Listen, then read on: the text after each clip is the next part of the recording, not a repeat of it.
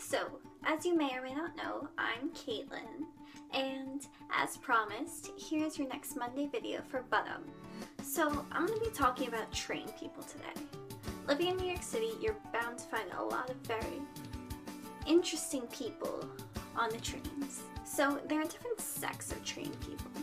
You've got your rude people, you've got your confused people, you've got tourists, you've got performers, and then you've got the crazies.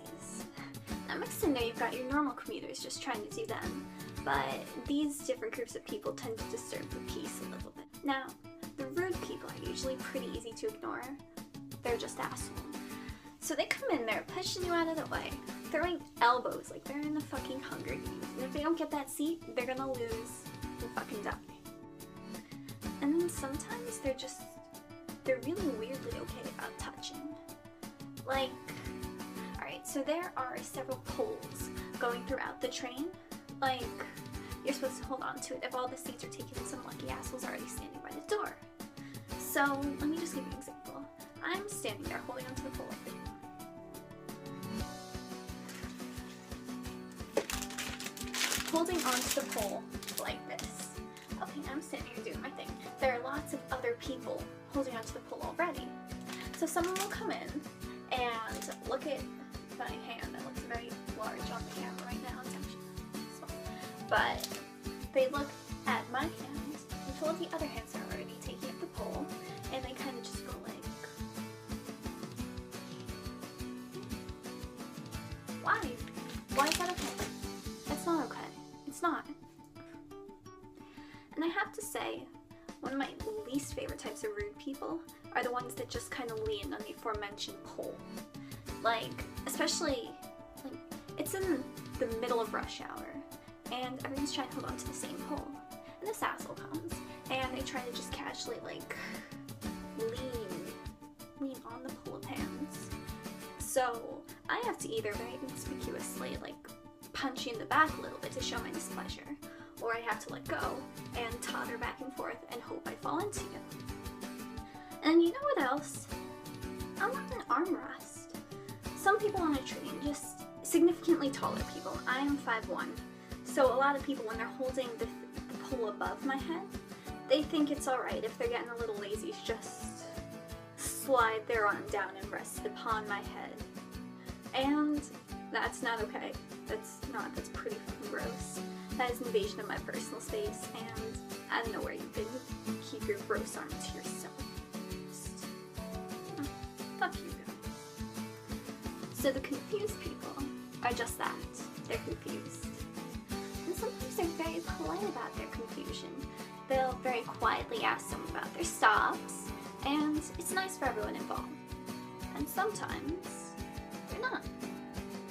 Alright, so I wasn't here for this story, but a couple of years back, one of my friends and I, we had this Spanish class together. We had this very odd teacher, but that could possibly be a video for another time. But she just so happened to get on the same train as my friend one morning, exact same cart. She is just unfortunate in that way. Now, as soon as this train started moving, she started yelling. Excuse me, I'm going to work. And I've never taken this train before. Can anyone tell me? Does this train go to that avenue? I've never been on this train before. I usually take this other train. Can anyone please tell me? Very, very loudly. And I'm paraphrasing here because I don't exactly want to just scream out the school and which avenue it's on, but, or which train she was on for that matter. But yeah, as it turns out, it did go to that stop. And no one answered her, I don't think, but it did. Alright, so tourists. Honestly, on the trains, they're not that bad. On the trains, really, they're not. I've only ever had one negative experience with one. Most of the time, they're just up, bright and shining early with their big old bags and their fanny packs, just ready for a day of adventure. But once, this one lady, she just didn't know how to take the train.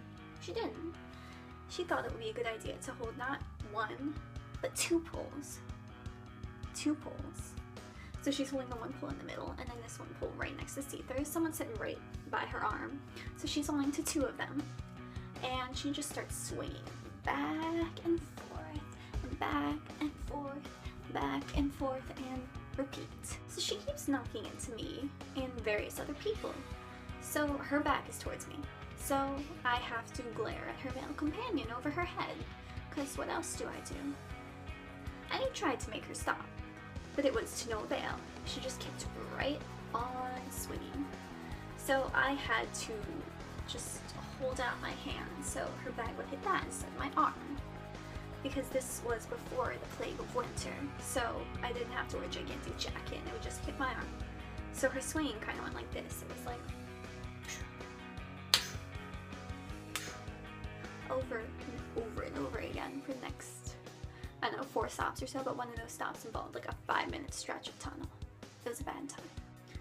So the performers on the trains, honestly, they're usually not that bad. They tend to be very charismatic, and if they're not and their thing is bad, you don't have to watch, just look down when they come around for their money, and it's fine. But rule of thumb, if they're good enough to get your attention and you watch their whole thing, you owe them at least $1. And now, the crazies. Everyone has had at least one experience with the crazy on the train. Once my friend had a Pop-Tart stolen from him by one. He was threatened for it. Just a single Pop-Tart. The guy got it and then he just ran out. Maybe he was hungry. Maybe he was crazy. Just one Pop-Tart. I once saw a man sleeping on the seats just bolt right up and scream at the top of his lungs because he opened his eyes to see a butt right next to his face because some guy just decided to sit right down next to him. I think my favorite of all though has to be the Cucumber Man. Okay, so go back a couple of years. Nicole and I are on the train with one of our old friends, and so we're just sitting doing our thing, and this man comes on. He has one of those little shopping carts that old ladies usually have, and it's just packed full of stuff. And of course, he has to sit down right across from us. So once he gets himself comfortable, he pulls out this massive cucumber. It was fucking enormous. It was, you see, it was bigger than my forearm, the size of my forearm. I want to say it was a little bigger than my forearm. It was a gigantic cucumber. So he just starts brandishing the cucumber all over the place when he speaks. And he starts screaming about aliens. Like, legitimate aliens from outer space.